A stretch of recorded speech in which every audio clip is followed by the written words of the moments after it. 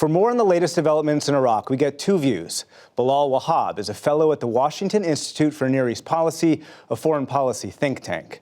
And Kirsten Fontenrose is director of the Middle East Security Initiative at the Atlantic Council. She previously served as senior director for Gulf Affairs on the National Security Council staff during the Trump administration. Bilal, how connected is Kataib Hezbollah to Iran?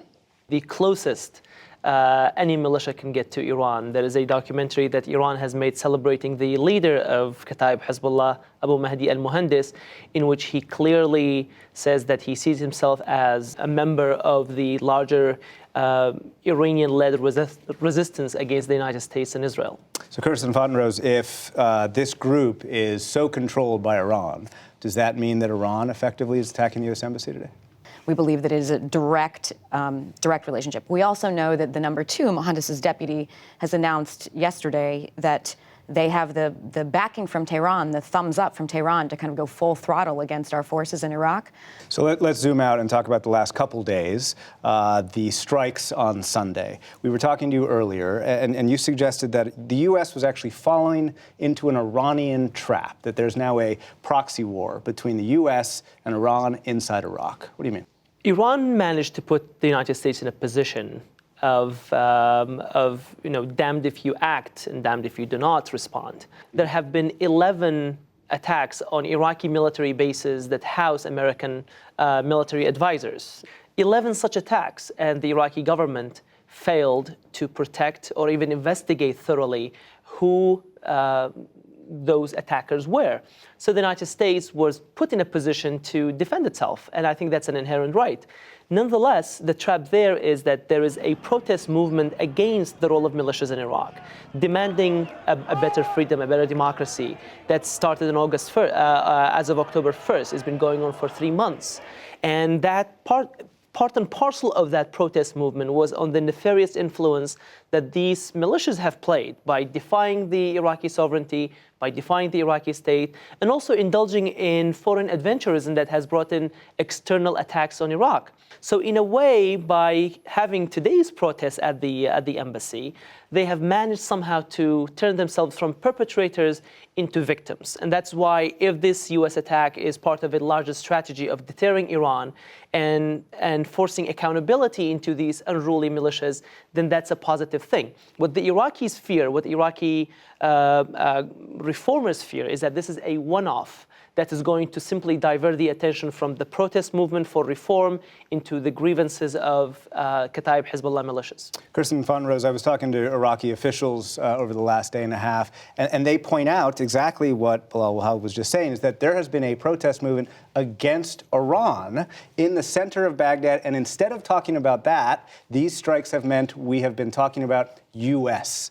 in Iraq, and that is against U.S. national interests. Absolutely, and it's entirely in Iran's strategic interest, because when their proxies attack and the U.S. reciprocates against this, or does reciprocal attacks against them, Iran loses nothing. No Iranians die in these attacks, no Iranian infrastructure is harmed in these attacks, and Iraqi resentment against the U.S. for their losses grows.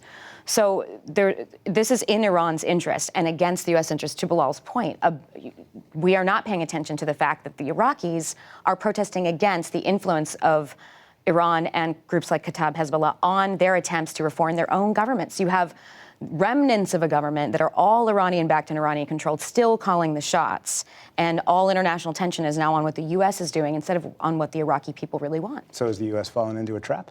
It's not that we've fallen into a trap as a country. I think we don't have a choice right now, because we do have men and women on the ground who are sitting in harm's way.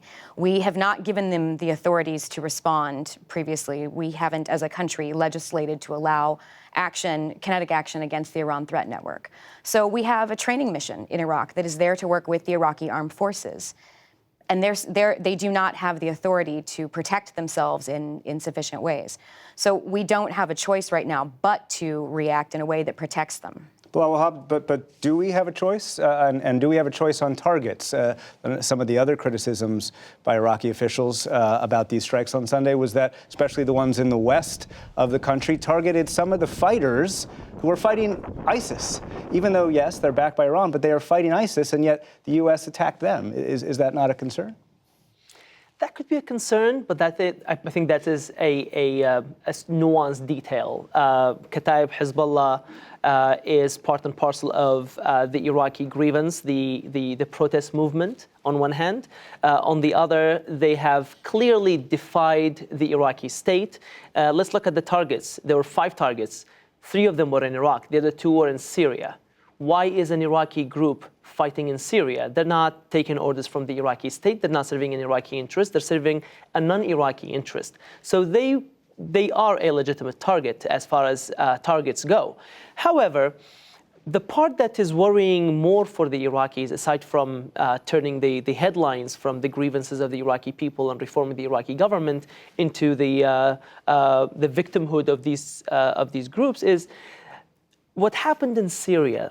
The one-off shot on the Assad military base after the Assad regime used chemical weapons. He crossed the red line, the United States acted. Now, that was a one-off that did not create deterrence because Assad is still powerful and recovered from that.